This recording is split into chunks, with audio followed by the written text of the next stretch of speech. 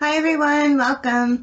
This week we're continuing with cognitive distortions, and today I'm going to be talking about two of the cognitive distortions in our 10-part series, which are umbrellaed under jumping to conclusions.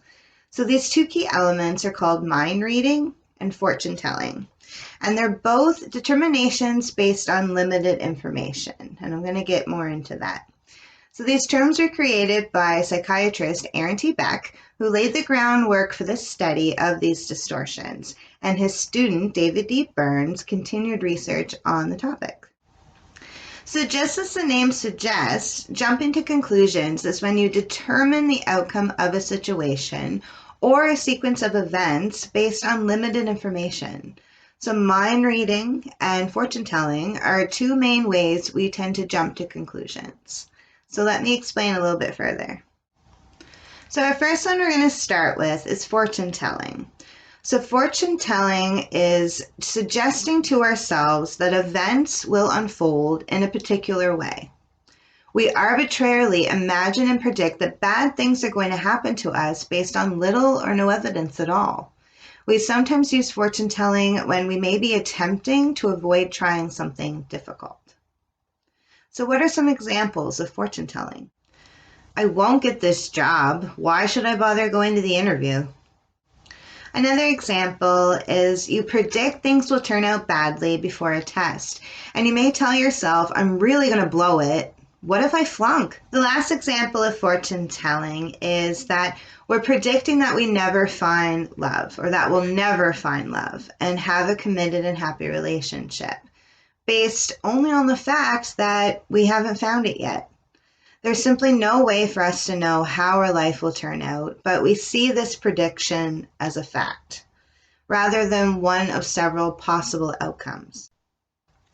We now move on to mind reading. So this distortion manifests as the mistaken belief that we know what other people are thinking. Of course, it is possible to have an idea of what other people are thinking through watching their body language and watching their microexpressions. Nonetheless, these don't always tell the full truth. And this mind reading distortion refers to the negative interpretations that we automatically will jump to.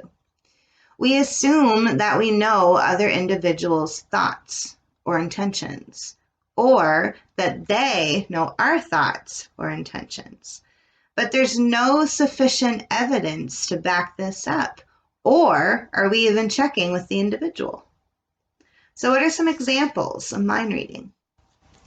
So the most common example of this distortion, and something I'm sure we have all done, is seeing a stranger with an unpleasant expression.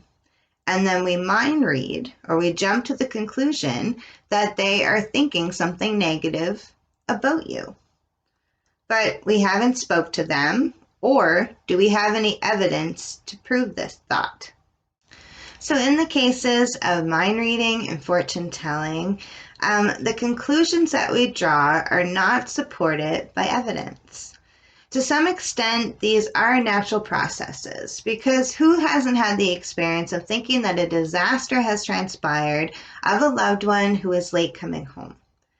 But when these distortions are taken to the extreme, as it is often the case in depression and anxiety, these can be extremely destructive biases and mistaken presumptions.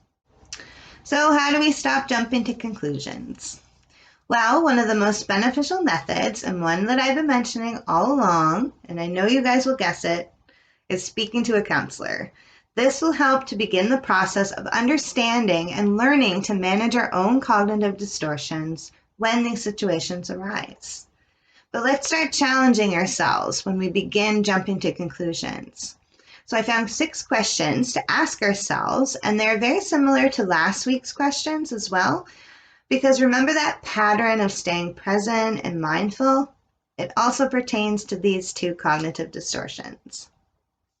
Okay, so get your pen and your paper ready, and we're going to look at these 6 questions to help combat fortune telling and mind reading the next time we tend to jump to that negative conclusion. So here we go. So question number 1 is there evidence against my thought? Identify what exactly that you are predicting the other person is thinking. Sometimes just writing down or saying the prediction out loud can help you see the holes in our logic and give you a little bit of distance from the unhelpful thought. Number 2 is a great question. What would a rational friend or family member say about this thought? Number 3, am I worrying about something that I cannot control?